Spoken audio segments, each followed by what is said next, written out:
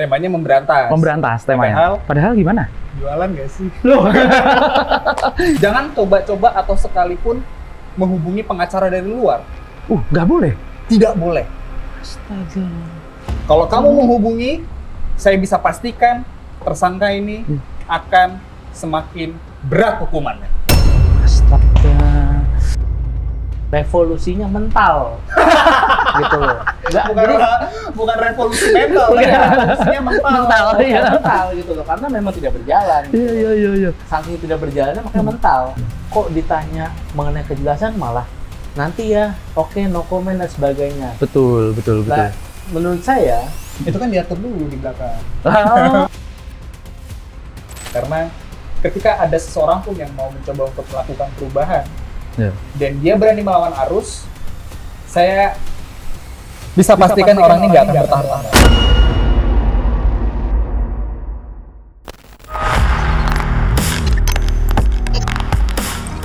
Bisa dunia lagi.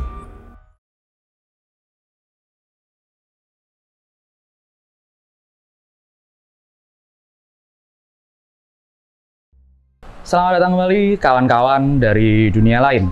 Ingat, jangan pernah permainkan hukum, apalagi main-main sama hukum. Tetap saksikan kami di Main Hukum Sendiri. Nah, ini temanya kemerdekaan nih. Nyanyi sebentar ya kita ya. 16 Agustus tahun 45, besoknya hari kemerdekaan kita ya kan. 16 Agustus besoknya. Aku punya satu tema yang menarik, tapi Bang Sadra perkenalan dulu dong. Karena ini fresh ya, wajah-wajah yang baru sekali pakai muncul di televisi dan media kayaknya. Iya. Oke, kenalin. Ini siapa? Perkenalkan hari ini namanya, kemudian berprofesi sebagai apa? Oke, perkenalkan nama saya Aditya Saputra. Profesinya saat ini sebagai advokat. Nah, nggak perceraian? Bukan. Iya. Jadi gitu, aku punya 2 advokat muda, penegak hukum yang keren-keren banget. Ini kan Indonesia udah mau 79 tahun ya habis ini. Cuman entah kenapa, aku nggak tahu ya, penegakan hukum dinilai masyarakat masih acak-acakan, aut-autan. Karena kita tahu sendiri kan, banyak banget kasus. Seperti apa aja kemarin kita kumpulin kasus dulu lah. Dikit-dikit. Vina nggak beres. Terus kemudian kemarin Dini yang dilindas mobil, mobil. Malah vonisnya bebas. Yang hakim brengsek katanya Komisi 3. Itu masih banyak lagi lah seperti itu. Bahkan yang kemarin terakhir aku mau bahas dulu dikit lah. Seperti apa hukum kita ini, aku mau bahas sedikit kasus yang kemarin ani-ani nabrak ibu-ibu sampai meninggal. Betul. Di daerah Sumatera ya itu ya? Pekanbaru. Daerah Pekanbaru. Ini ada satu keanehan nih kalau menurutku. Lagi-lagi ya, setiap kali kita bicara mengenai hukum ini pasti terlalu banyak cerita-cerita yang lucu. Iya, lucu banget. Lucu banget. Makanya kita sering ketawa, menertawakan, aduh udah bodo amat, kok bisa gitu. Nah, ini disinyalir terlibat mulai dari pejabat, kenalannya pejabat segala macem. Terus habis itu kan dia ini sifatnya kan kecelakaan. Iya. Tapi ternyata dia positif. Positif apa? Ini atau positif? Bukan. Kalau itu nggak tahu ya. Iya, positif narkotika ya. Positif narkotika. Lah, diurus nggak sih kemarin? Apa namanya? Sidebar kasusnya apa ya istilahnya kalau di kasus turunannya. Gimana? Diurus nggak kemarin? Jadi pada dasarnya main kasusnya memang kecelakaan lalu lintas. Tapi ternyata setelah diusut positif jadi Iya. Tapi yang saya bingung mana nih pasal narkotikanya gitu loh. Oh, nggak dimasukin? Nggak dimasukin. Jadi yang dimasukin oleh polisi pasal 310 Undang-Undang LLAJ lalu lintas angkutan jalan dan juga pasal 311. Tapi positif menurut saya itu bukan hal yang kecil ya, harusnya diusut ya. Wah, itu gitu. mah gede, Bang. Harusnya diusut dan memang dikenakan juga.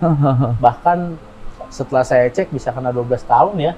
Itu kan kalau pakai. Kalau Kalau Ya. ternyata dia ngecer, Nah, ikut kita jalan. kita Iya. nggak tahu lagi nih, Ya, ya. infonya kan dia make. Makanya aku kan heran ini. Ini kan orang narkotika ini ngusutnya biasanya polisi-polisi kita itu keren. Ngusutnya nih mulai dari pemakai, nanti pengedarnya segala macem. Itu kan sebenarnya ada pola tersendiri ya. Iya. Buat peredaran apa namanya? Memberantas peredaran ya kan. Temanya memberantas. Memberantas temanya. Padahal gimana? Jualan nggak sih? Loh. Emangnya gimana, Bang? Apa? Emangnya gimana? Gimana apanya nih? Kasus-kasus apa namanya? Tabrak akhirnya mengakibatkan kecelakaan lalu lintas. Ini kan banyak banget.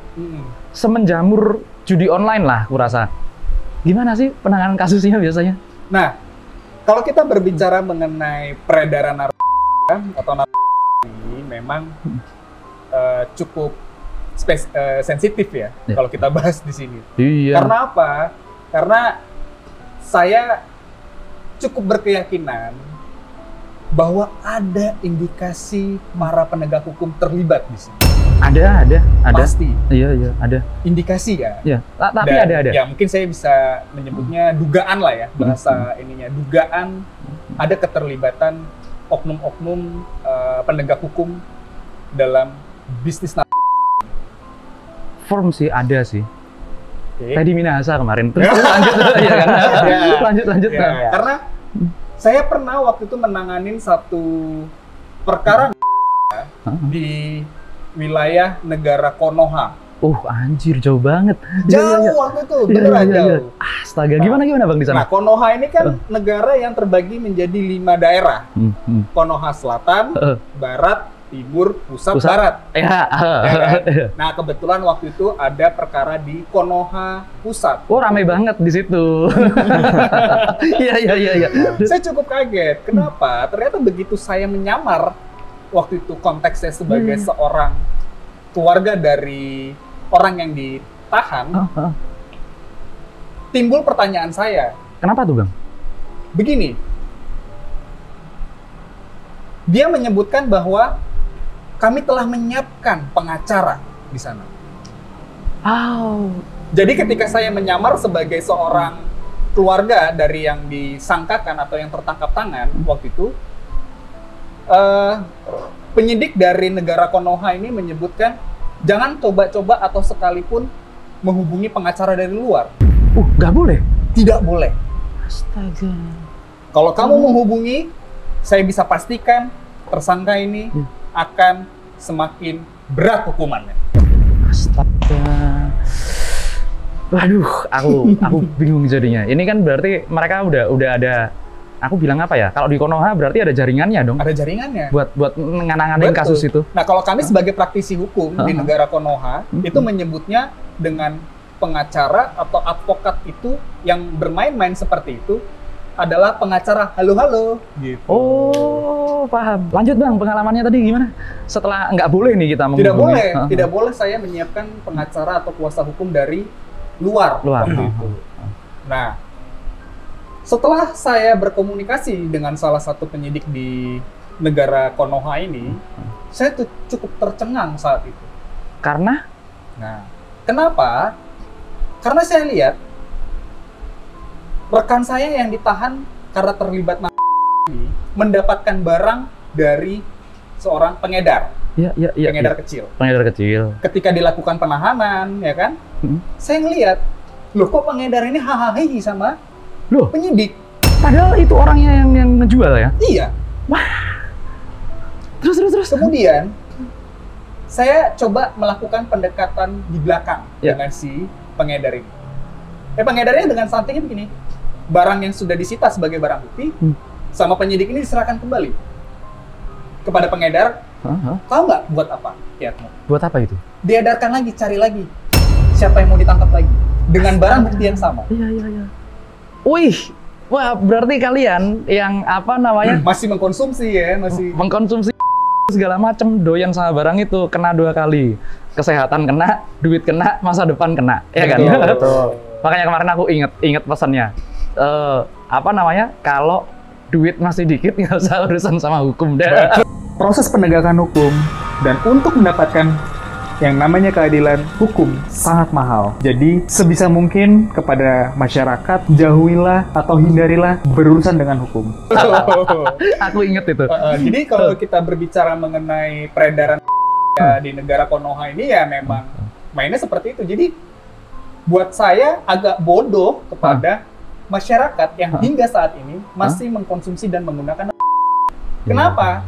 Itu akan menjadi ATM berjalan. Oh iya bener sih. Para oknum-oknum yang diduga melakukan praktek seperti itu. Lahan basah kali ya? Kalau di Konoha lahan basah banget itu. Iya, coba lihat dong. Iya. Mobilnya kan keren-keren tuh. Iya. Teman-teman penyidik. Di sono. Kalau di negara Konoha ya, tapi di Indonesia nggak ada seperti itu. Profesional. Aman ya? Aman. Tapi pernah nggak, Bang Adit, apa namanya? Ini kan istilahnya kalau di negara sono juga, di Konoha, itu dipermainkan kan jadinya. Kita sebagai advokat, sebagai lawyernya, pernah diributin nggak yang kayak gitu? Ya sebenarnya kalau soal ini memang kita nggak pernah bisa untuk menyelesaikan ya, karena seperti roller coaster aja, muter nggak ada ujungnya gitu loh. Waduh. Emang kalau kita mau memberantas habis, ya sulit banget pastinya ya. Ibaratnya bisa merusak berbagai sektor gitu loh. Roda perekonomian nggak berjalan. Pasti, karena merasa orang-orang yang sudah hidup dari sini tuh banyak banget. Dari jadi atas sampai bawah. Jadi ini industri, sudah masuk ke industri ya? Industri. What the Terus Bang, akhirnya apa yang terjadi seperti apa biasanya? Ya mungkin kita sebagai advokat, salah satu penegak hukum ya tentunya, selain memang kita berbicara untuk membela klien yang mungkin terkena kasus ya, paling kita bisa mengedukasi generasi penerus sih, ya ibaratnya anak-anak yang mungkin masih usia sekolah ya kita pasti akan sebisa mungkin untuk ngasih tahu deh, jangan deh ikut-ikut gituan atau kena gituan. Terus udah nanti sehatnya nggak terpenuhi, uangnya habis gitu. Iya. Untuk apa? Gitu. Tapi jangan Bang, itu ini banget apa namanya membantu perekonomian. Sampai kemarin kurirnya aja pakai Gojek ngirim kan? Iya, ngirim itu pakai Gojek. Aku sampai astaga, ini sudah gila kali ya. Mungkin pakai Gojek, GoFood, ngenyangin soalnya. Iya, ngenyangin. Bisa jadi. Bener-bener dikirim pakai itu sampai si apa namanya drivernya grogi kan, dia langsung ke BNN ya, untungnya ke BNN. Ya itu ada satu kasus itu ya, kan? bahwa ngirim pakai GoFood, tapi ternyata di dalamnya ada Sudahlah, nggak enak yang apa kimia itu, yang enak itu yang herbal. Yang dibakar nggak sih? Iya. Itu Snoop Dogg kan mainnya gitu. Nah, karena banyaknya kasus-kasus seperti ini, apalagi itu tadi malah jadi semacam permainan ya, menurutku semacam permainan. Rantai makanan lah. Rantai makanan, makanannya mereka juga kan. Tentu saja. Iya. Itu yang aku prihatin. Indonesia ini kan dasar hukumnya dari KUHP ya, kalau pidana KUHP ya? Undang-undang dasar dulu. Undang-undang dasar dulu. Terus? Ya jadi memang kita bertahap di undang-undang dasar, ada TAP MPR dan undang-undang di bawahnya lagi. Memang sangat kompleks lah di sini gitu loh, untuk pengaturan hukum gitu loh. Ya memang kalau memang dibilang ada masalah apa, hukumnya memang ada. Memang gitu. Ada. Tapi dipermainkan. Apakah hukum itu berjalan sebagaimana mestinya? Itu tanda tanya berikutnya. Gitu. Oh iya betul juga. Kenapa kita nggak pakai hukum-hukum kerajaan aja? Zaman-zaman dulu orang sikat langsung gitu. Wah, janganlah, kalau sikat-sikatan ribet nanti. Iya. Urusannya. Itu nanti kejadian tahun 65. Orang peradilan jalanan kan. Betul. Ya kayak gitu. Terus gimana dong solusinya? Karena ini benar-benar masih porak-poranda lah. Kalau aku bilang ini udah proses penegakan hukumnya ya, bukan hukumnya lah. Bukan hukumnya. Sudah bagus, betul. Ilmu hukumnya keren. Penerapan, pelaksanaan itu yang mesti dibenahi. Seperti tempo hari kita diskusi sama Keatmo. Iya. Ya memang oknum-oknum ini yang bukan dibilang sebagai oknum juga ya, tapi kalau udah terlalu banyak. Iya, lembaga tiap tahun menelurkan oknum, tiap tahun nggak bisa menghentikan oknum. Terus regenerasinya gimana, segala berjalannya seperti apa? Ya tapi kan itu kan nggak masuk ranah hukum ya. Kalau kata netizen, oknum dikumpulin jadi kantor. Jadi satu kantor. Aku baru denger ini serius. Netizen tuh. Tapi memang bener. Bahkan itu kantor pusat, kantor cabangnya juga bisa kan kalau oknumnya. Wah, anjir, ini oknum seperti ini apa yang bisa kita lakukan? Gini aja. Udah banyak orang-orang yang melontarkan ide-idenya, gagasan-gagasan dan paradigma-paradigmanya.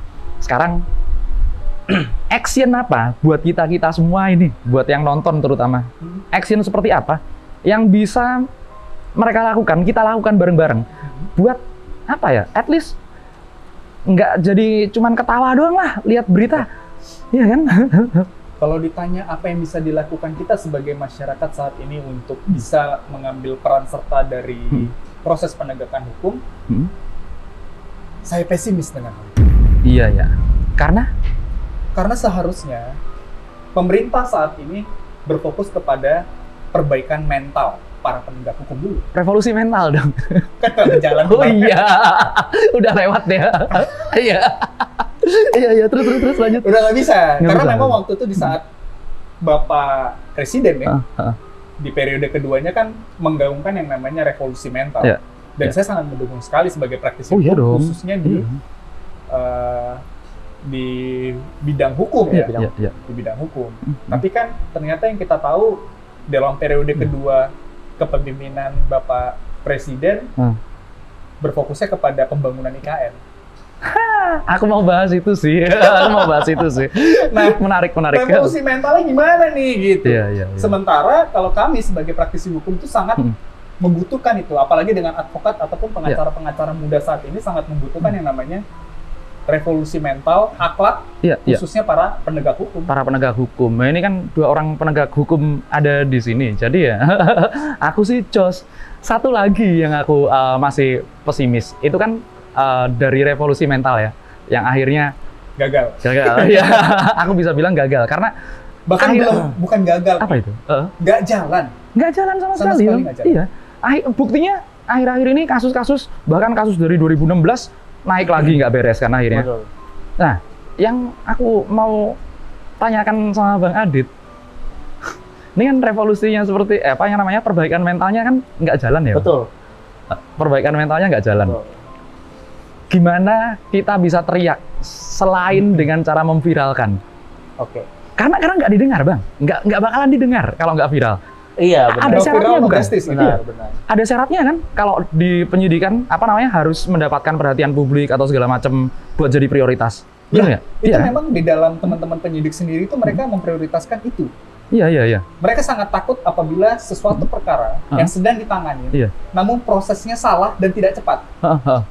Itu dia. Mereka sangat takut yang namanya viral. Nah, sekarang tanggapannya rekan kita, Adit gimana? Oke. Gimana Bang Adit? Saya menyambung pendapat Pak Sadrak ya. Jadi gini, menyambung tadi argumentasi mengenai revolusi mental katanya. Kalau menurut saya dengan kata yang sama, cuman pembacanya beda. Apa itu? Maksudnya? Gini, revolusinya mental. Gitu loh.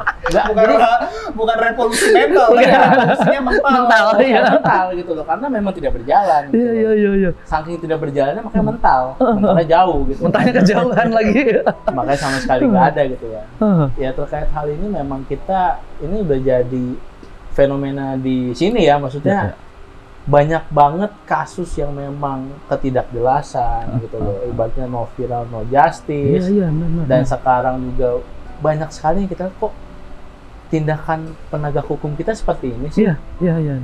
Kok ditanya mengenai kejelasan malah nanti ya oke, no comment dan sebagainya. Betul. Nah, menurut saya itu kan diatur dulu di belakang. Diatur ngomongnya maksudnya. Iya. Biar terorganisir ya. Kita duga gitu kan. Ya aman ya. Biar aman. Kita pinter kok nyapunya Bang. Tenang aja loh. Ya tapi intinya seperti itu. Ibaratnya masyarakat nggak minta banyak-banyak kok gitu loh. Penegak hukum transparansi lah gitu aja. Ngomong yang benar, transparan.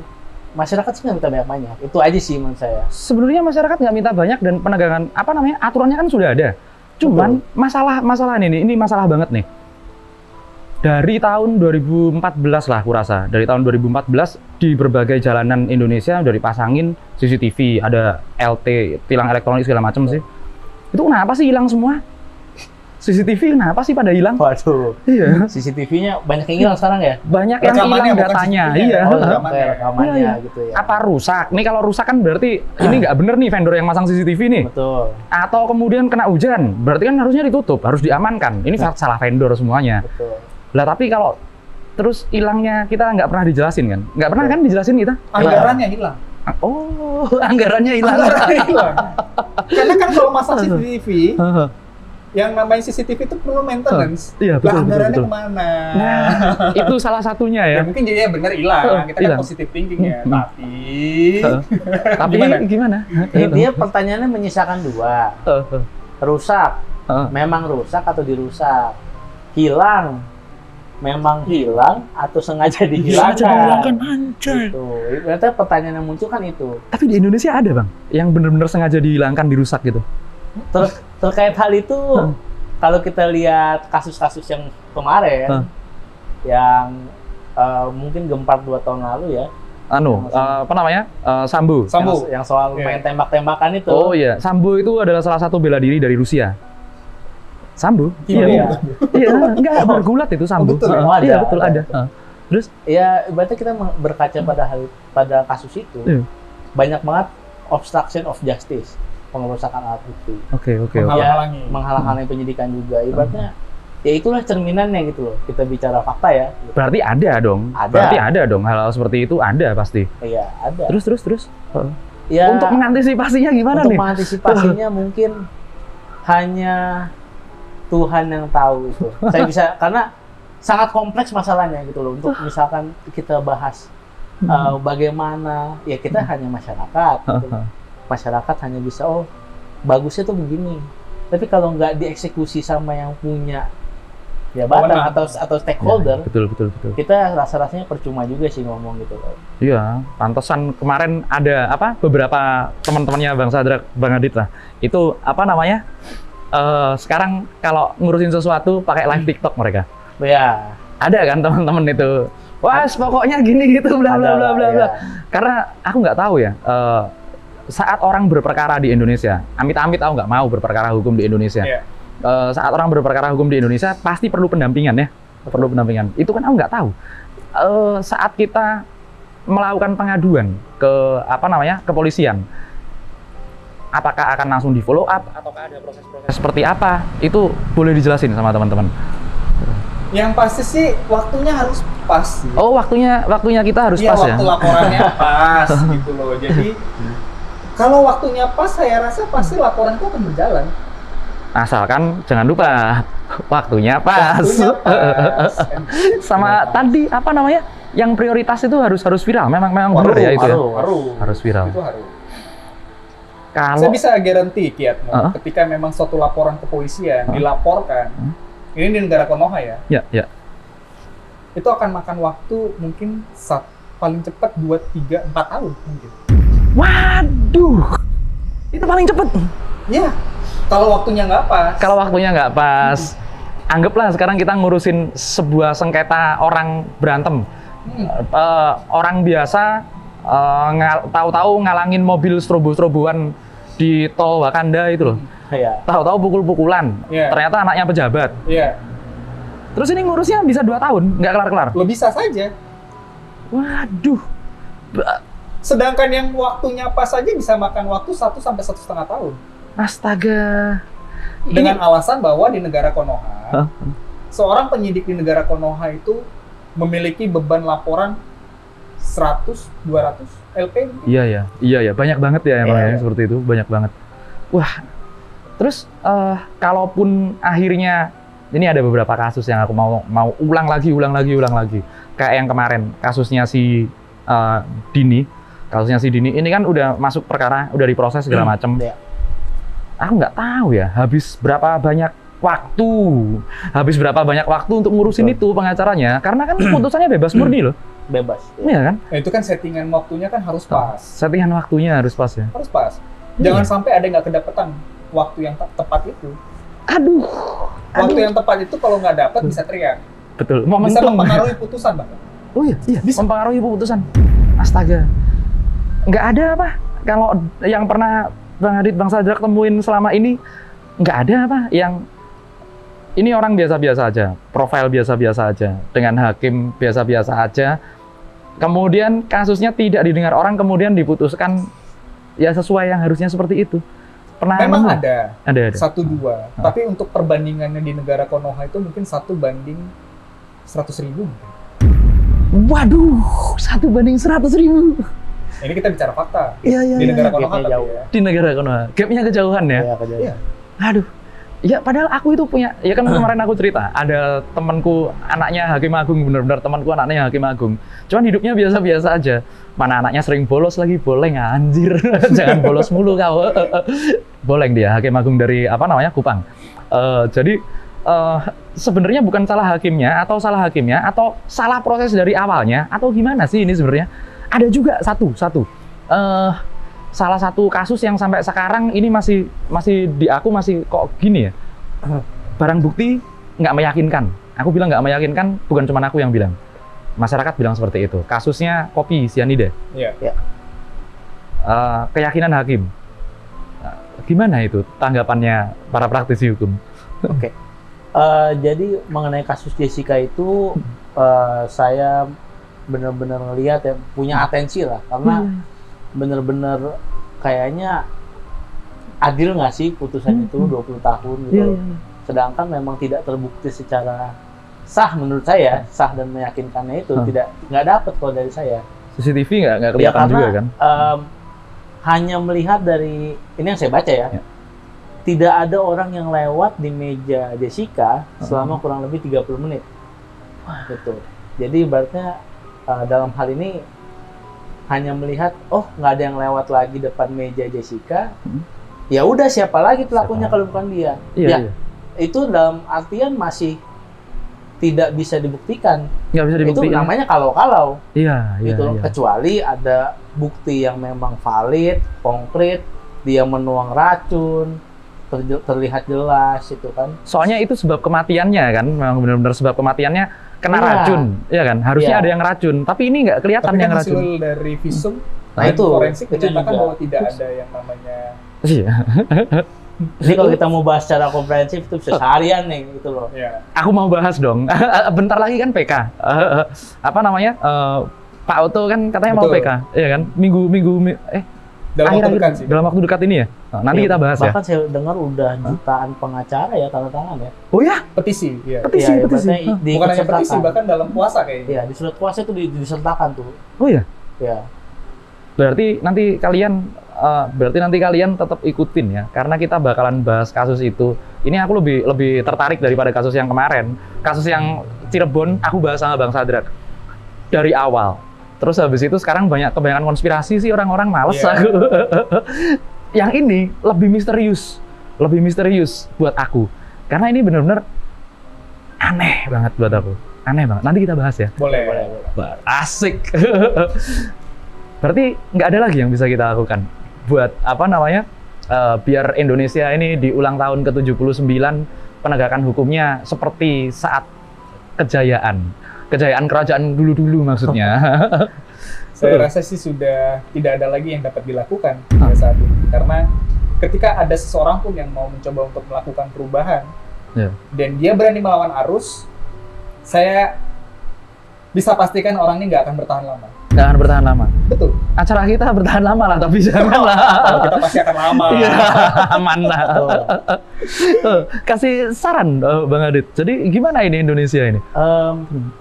Tentunya memang harus kerja bersama ya, kerja kolektif. Tidak bisa berdiri sendiri ya. Betul. Baik dari sisi politiknya, DPR, dalam hal ini pemerintah juga, dan stakeholder lainnya seperti ada dari kehakiman, dari jaksa, dari polisi, bahkan dari unsur-unsur dosen dan semua terlibat, masyarakat juga. Memang kerja kolektif harus memberikan advice yang benar-benar dipertimbangkan dari sisi hukum, sosial, semua harus dipertimbangkan sehingga benar-benar keadilan itu nyata gitu loh. Nyata, bener. Jadi buat kalian yang nonton Kisah Dunia Lain segmen Main Hukum Sendiri, ini 2 orang ini beserta dayang-dayang ini adalah salah satu dari beberapa advokat lawyer yang baik bener yang aku kenal. Boleh nggak nanti kalau ada orang-orang di komen, kan biasanya di komen banyak banget ada kasus ini kasus itu, nanti kita kasih atensi sedikit, mungkin kasih bantuan apa gitu kayak apa boleh gitu. boleh, kami dengan senang hati akan mencoba siapapun bagi masyarakat yang mungkin membutuhkan, apalagi dalam rangka memperingati Hari Kemerdekaan Indonesia ini ya, kami sangat mau mengabdi, karena pengabdian kepada masyarakat itu merupakan tugas dan tanggung jawab seorang advokat juga, bukan hanya cari waktu ya. Ya, bukan cuma cari waktu. Bagi masyarakat yang mungkin memang butuh untuk setidaknya melakukan konsultasi. Iya. Konsultasi hukum, itu boleh menghubungi kami.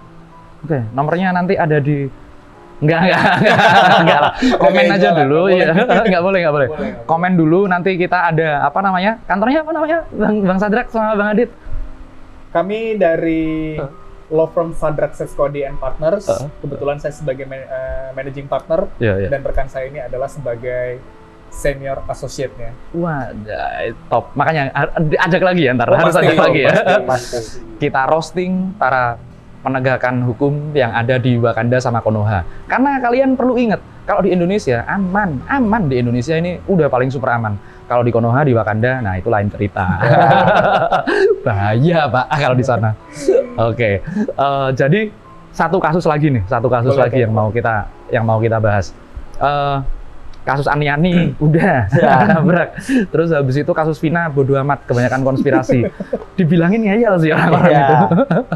Terus habis itu kasus Dini. Kasus Dini gimana? Kasus Dini masih ada ini lagi nggak? Kan udah diputusan bebas murni ini. Sekarang nggak ada suaranya lagi Komisi 3. Iya kan? Mendelep, iya. Ya, jadi terkait kasus yang bebas itu. Jadi saya rasa memang DPR dalam hal ini kan berkomentar bahwa ada dugaan permainan dan sebagainya gitu kan. Ya pastinya harusnya memang diberikan atensi lebih ya, karena saya turut prihatin juga dengan penegakan hukum di Indonesia gitu kan. Yang mana ini ada akibatnya orang. Iya. Setidak berharganya nyawa seseorang gitu loh. Iya. Di Wakanda ya. Di Wakanda. Apa jangan-jangan ini kan Komisi 3, anggota DPR, partai kan pasti. Apalagi siap-siap pemilu kepala daerah ya? Oh mungkin. Tadi aku diingetin sama Bang Adit.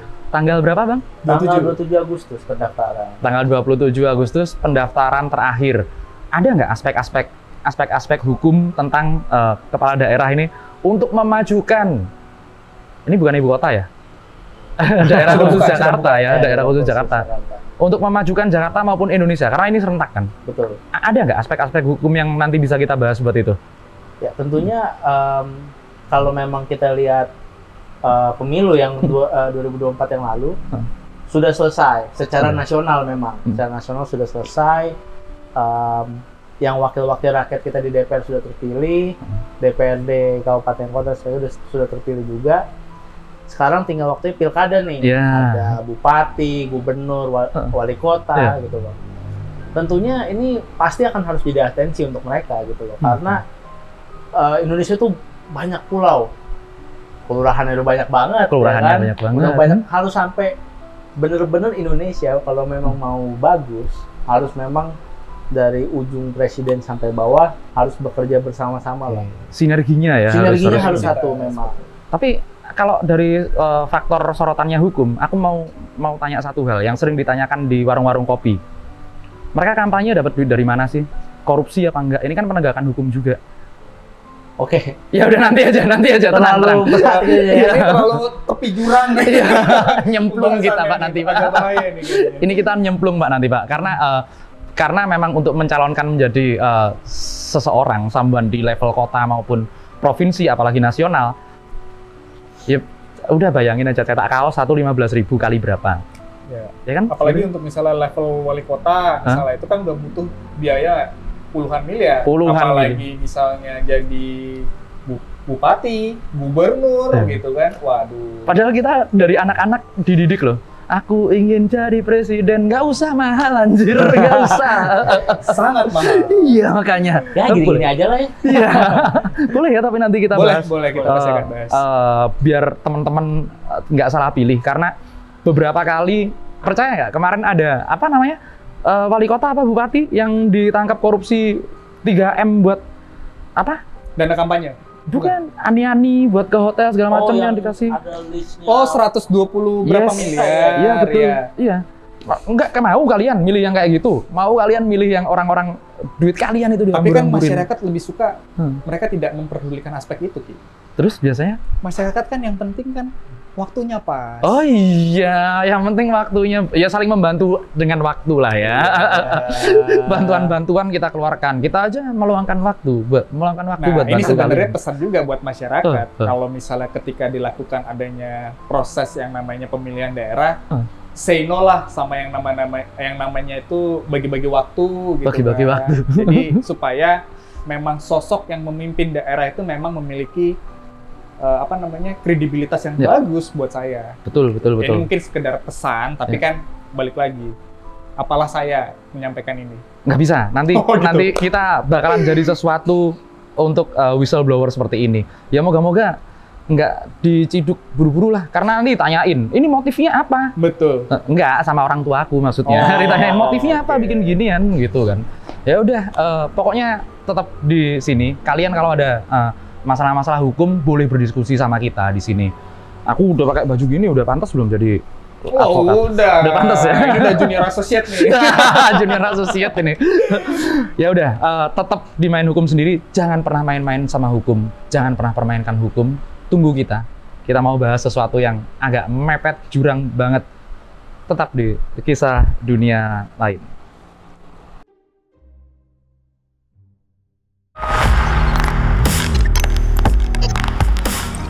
Kisah Dunia Lain.